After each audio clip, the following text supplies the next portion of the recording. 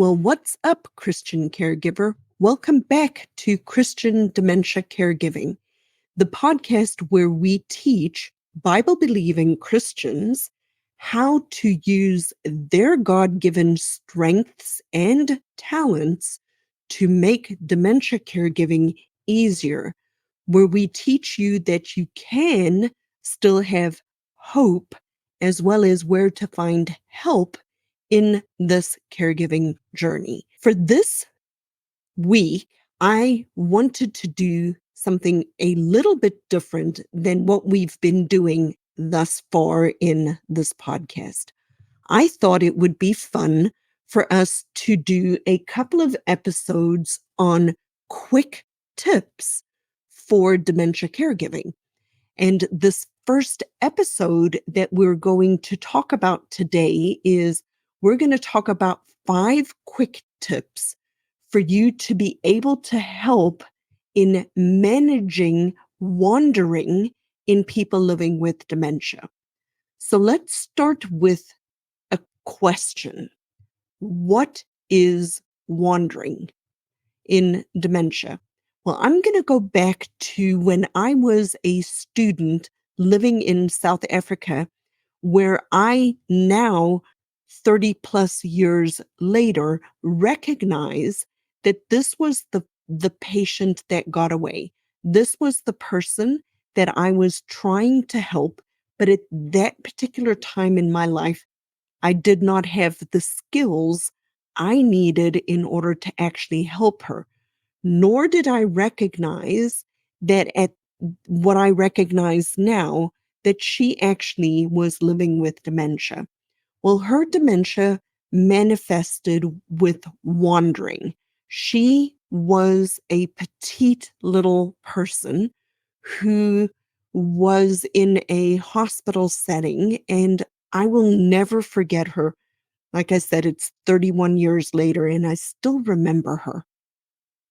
But when I first met this patient, she was in this hospital setting, and I want you to picture this in your minds. A small, petite little lady with very little clothes on, think a house coat and maybe a little sweater and something on her feet. And she was very, very petite, and probably because she was constantly moving, she never sat down. And I remember her coming up to me and standing, right in front of me. All of us working with people living with dementia know and recognize that over time, they lose the ability to have that social bubble we all have around us. Think about going to a grocery store or a place like that. People have a social bubble. We don't get inside our social bubbles in one another's social bubbles, but people living with dementia have very little recognition of social boundaries. And so she came and stood within inches of my face, and she just looked at me and she said to me over and over again, "I am tired.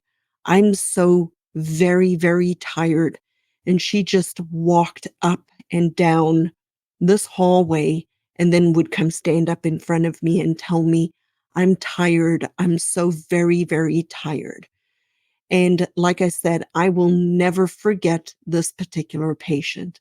But the 5 quick tips that we're going to talk about today related to wandering has to do with how you as a family caregiver can manage or navigate a person who is wandering inside the home, and some things that I want you to consider and keep in the back of your mind. So one of the most important things is wandering can be extremely dangerous if a person actually wanders away from the house. That is called elopement. They walked away from the home. It can happen in a facility. It can happen inside a person's house.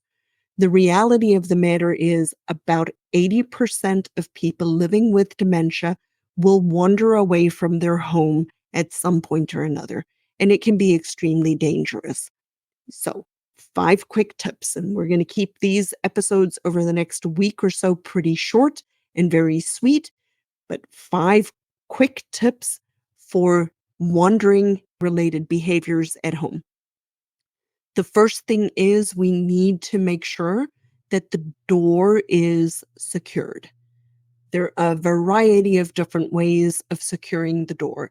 They make latches, safety latches that you can put up on the top of the door that you can slide. It's a slider lock that you can lock off so from both the inside and the outside. This is effective because people living with dementia will not scan up or down. They will see the doorknob and they'll try to open the door there. They won't look up to the top of the door frame and find the slider lock and be able to get out of the house in that way. So securing the door is vitally important. Another way of securing the door is with an alarm or a bell, like a window alarm that when the magnetic component moves away from the one door, then there's an alarm that can be heard inside the house. So that's quick tip number 1 is securing the door. That is the first thing. The second quick tip today is making sure that the person actually has some way of being identified, a medical alert bracelet with contact information on, a way of being identified, a good strategy that you can use. And shout out to Pam, one of my clients who has given me this recommendation that was given to her from the local police, is to take a dry washcloth and rub it through the back of the neck of the person who you are helping so that the scent is on the washcloth, a dry washcloth, not a wet one, so that the scent is on there, and put it in a Ziploc bag and throw it in the freezer.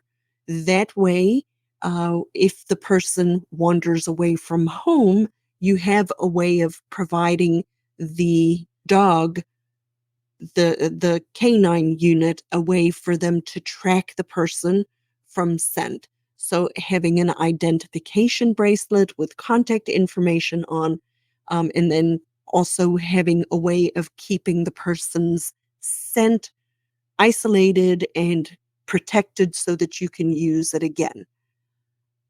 A third quick tip is make sure, as best as possible, specifically for people who are wandering, to have opportunities for a very structured daily routine. That can help with decreasing or reducing restlessness, but also making sure that the person exercises, because maybe they need to be moving a little bit more in order for them to burn off some of their excess energy. The fourth quick tip for today is very strongly feel that any person living with dementia should have some form of a tracker on them for safety. They make so many different kinds of GPS trackers. They make GPS trackers that you could put in a person's shoes. They make air tags that you can put on a lanyard around their neck, or you can attach something to a belt. I've even read of tagging systems for eyeglasses. The variety of GPS trackers that are available for somebody living with dementia, or a child who is at risk for wandering away from home, are limitless now.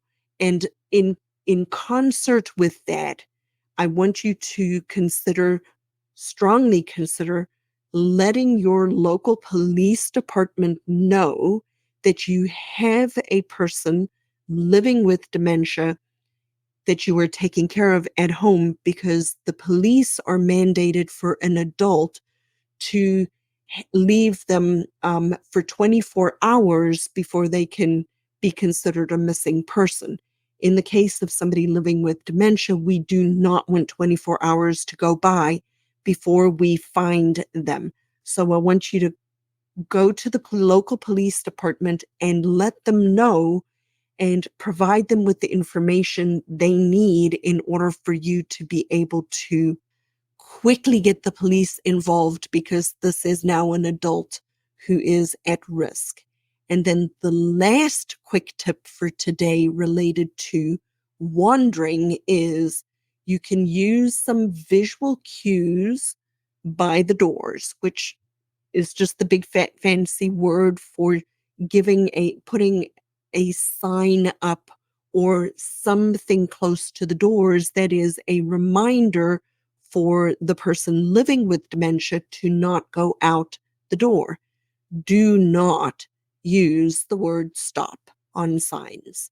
The reason you do not want to use the word stop on signs, or even make it even worse, make it look like a stop street, is because a stop street, we are trained from being very, very young that when you get to a stop sign, you stop. But then the very next action you take is to go through the stop sign. Once you've looked for the cars, you stop and then you go. A better strategy is to use a common signage like wrong way or employees only or something related to like danger, anything that would be normal in society for us to not actually access that space. So that is a better sign to use on a door. Another consideration as a visual cue close to a door could be to provide a big black carpet or exterior place to wipe your feet off that is black on the inside of the door, because a person living with dementia, they lose the ability to perceive depth perception is lacking, and so a big black surface in front of a door, they sometimes perceive that to be a hole, and they may not actually go all the way up to the door. So these are 5 quick tips for you to use in managing a person in the home who might be wandering as one of the challenging behaviors that we tend to have. I've started a new segment once a month. I'm inviting people into an opportunity that if you are open to or looking for a free one-on-one coaching experience where you sign up and you come on and we coach through one specific problem that you have. I'd love to invite you to reach out to me. I'm calling them a flight audit, a dementia flight audit. And next month is the first month I actually want to invite somebody from the community to sign up and be willing to be coached through a particular problem. We'll come up with a goal for our time together, and we will come up with a solution for your specific problem. So if you are open to being on the podcast, if you want some free coaching so that you can see, so that we can get your own audit of your own situation, then please reach out to me via email at lizette@thinkdifferentdementia.com, and I will schedule you for a one-on-one, and we can audit your particular situation and you can get real-time help. So that's an open invitation for you to sign up. Email me at lizette@thinkdifferentdementia.com.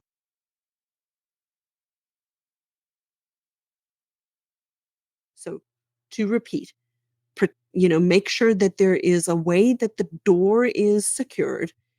Make sure that there's a way to identify the person using contact information or even scent. Make sure that you establish a daily routine and incorporate exercise to decrease restlessness. Consider adding a GPS tracker, as well as letting the local police department know that you have somebody who might wander away from home. And then lastly, use visual cues and not the word stop, but things like wrong way or employees open on exterior doors or a black mat in front of the door to allow the person to not actually get up to the exit door. And I just hope that you will find benefit from these short 10, 15-minute episodes over the next couple of weeks. And I invite you, if you have not yet considered joining me for a dementia audit of your caregiving journey, then I invite you to be a co-creator of this podcast by signing up for free dementia audit using the link in the show notes or by messaging me on either Instagram or on Facebook, just the word audit, and sign up for a 30-minute free audit of exactly where you are right now in your own dementia care giving journey. And I will help you prioritize exactly where you need to start first if you feel like you are struggling in this journey. And thank you for being here. Like I end all of my podcasts, may the Lord bless you and keep you. And I trust that you have found significant value in this shorty episode. Share with your friends and family and come back for this mini series on quick tips for dementia caregivers.